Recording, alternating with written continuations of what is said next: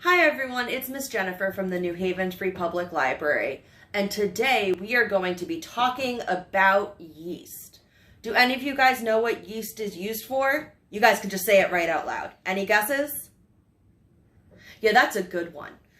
So yeast are living, single-celled organisms. That means that they're one cell, and they're found everywhere in the world around us.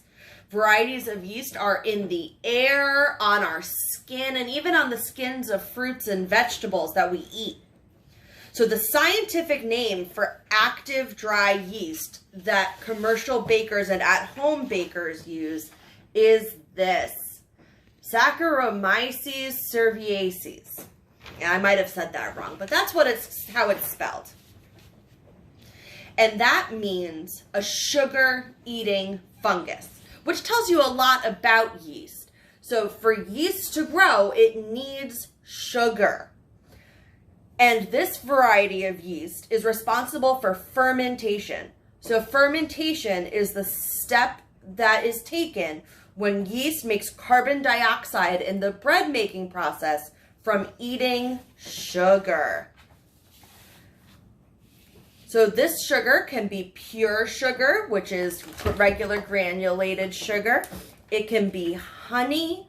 It can be molasses, maple syrup, or even fruit juices that contain natural sugar. So today we are going to be doing a process called proofing yeast. This means that we're going to feed yeast a sugar source and watch the yeast start to go through that fermentation process. Usually you can do this in a glass. We're gonna do it in a big mixing bowl because in another video, we're gonna actually make bread. So what you're going to need some sugar. You are going to need some warm water. So what you're gonna do is you're gonna have a grown-up put 2 cups of water into a measuring cup and heat it in the microwave. And then what you're going to do is you're going to use a thermometer to set the to figure out how hot it is. And we want it to be around 110 to 115 degrees. You're going to need a whisk, and you're going to need some yeast. You can stop the video. All right, so what we're gonna do is we're gonna take 2/3 of a cup of white sugar. So that's 1/3 of a cup and 2/3 of a cup. And then we're going to dissolve that in 2 cups of warm water. Remember, use your grown-up to help you microwave that. And we're going to do this stir until all of the sugar is dissolved.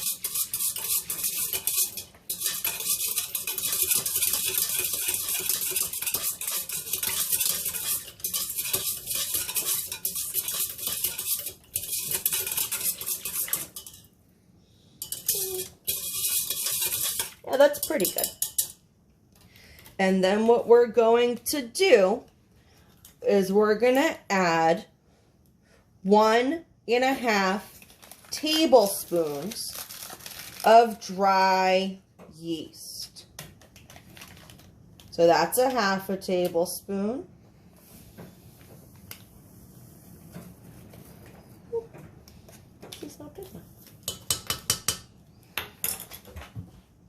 And that's 1 tablespoon. And now we're gonna stir it in. And then we're just gonna wait. And I'll come back in a little bit to show you what happened. All right, everyone, it's been about 10, maybe 15 minutes, and this is what our yeast looks like.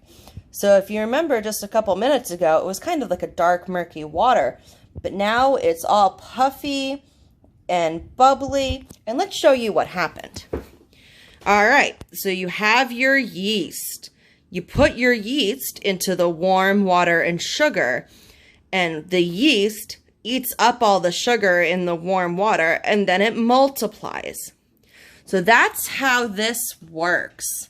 Now, if you watch our next video, we're going to show you how to make bread out of this. So we'll see you soon.